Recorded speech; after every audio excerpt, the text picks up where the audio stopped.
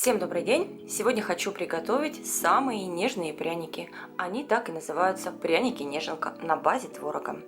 И для приготовления мне потребуется 2 яйца, 2 желтка, 2 белка. Отставьте для приготовления глазури. 2 стакана сахара, это ровно 400 грамм, 500 грамм творога пастообразного, это очень важно. Если у вас не пастообразный, пробейте его блендером.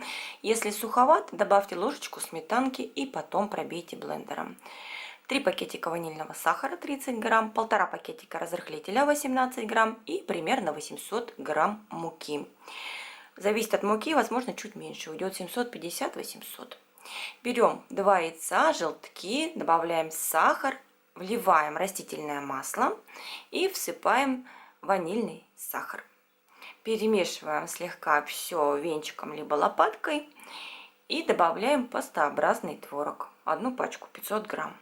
Все перемешиваем. Посмотрите, масса вот такая вот однородная должна получиться, без всяких крупинок творога. Добавляем разрыхлитель и порциями всыпаем просеянную муку. Муку я предварительно просеяла. Если вы не просеивали, добавляйте муку в тесто через сито. Перемешиваем все венчиком. Постепенно всыпаем муку, как я уже сказала, потому что, возможно, может уйти, в зависимости от вашей муки, чуть-чуть меньше. Влажность муки у всех разная, содержание белка разное. От этого тоже зависит, как вы знаете, количество муки. И перемешиваем все.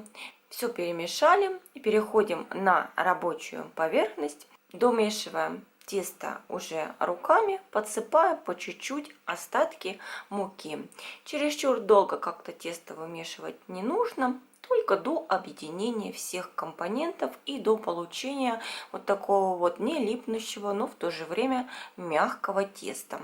Соберите тесто в ком, посыпьте рабочую поверхность щепоткой муки, прикройте миской либо полотенцем и дайте тесту отдохнуть, полежать минут 15-20, чтобы тесто расслабилось, все хорошо соединилось и потом с тестом было удобно работать. Теста достаточно много, почти килограмм муки. Я делю на 4 части и каждую часть раскатываю в пласт. Слишком тонко не раскатывайте. 1 сантиметр, либо чуть больше. Это оптимальный вариант. Вырезать можно формочкой. Я буду вырезать обычным стаканом. Предварительно просто обмакну его в муку. Диаметр стакана 5,5 сантиметров. И нарезаем стандартным способом кружочки, пряники, выкладываем на лист, застеленный пекарской бумагой либо силиконовым ковриком. Духовку разогреваем уже заранее на 200 градусов.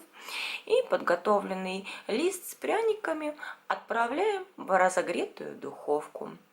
Пряники в среднем выпекаются около 20-25 минут, зависит опять же от вашей духовки. Пока пряники выпекаются, подготовьте сразу же глазурь. Берем 2 белка. Я выжимаю небольшую дольку лимона через сито, чтобы косточки не попали, примерно 1 столовую ложечку. И добавляю сахарную пудру, 250 грамм сахарной пудры. Можно еще добавить, если глазурь потом загустеет, 1-2 столовые ложки горячей кипяченой воды. Перемешиваем все венчиком либо миксером. Здесь миксер в принципе вообще не обязателен. Можно просто было взбить все венчиком. Глазурь не должна быть густая, она должна получиться вот такая вот текучая. Я предпочитаю наносить глазурь сразу же на только что вынутые горячие пряники. Поэтому пока пряники у меня выпекались, я подготовила глазурь.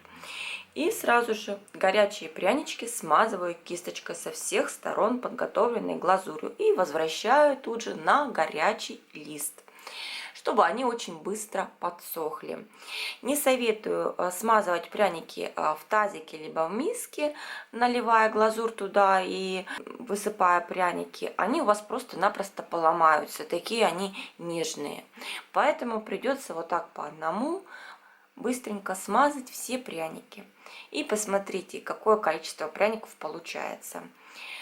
У меня получилось 2,5 огромных листа стандартных от духовки.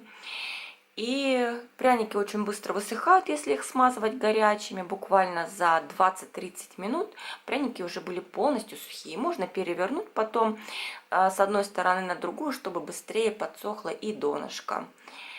И вот такие вот они нежнейшие, очень вкусные, ароматные, в меру сладенькие, не чересчур. Глазурь очень тоже вкусная, с приятным ароматом лимона получается. Если не любите, можете исключить лимонный сок. Приготовьте, попробуйте, пряники восхитительно вкусные, готовятся легко и просто, получается очень много. Ваши родные и близкие, особенно детки, будут вам благодарны за такой вкусный десерт домашний. Они, конечно же, не сравнятся с магазинными. И с каждым днем становится все вкуснее и вкуснее, не черствеют, благодаря наличию творога. Вкусных вам пряников! С вами была я, Олеся. До скорой встречи в следующем видео. Поддержите меня пальцем вверх, оставьте внизу комментарий. Всем пока!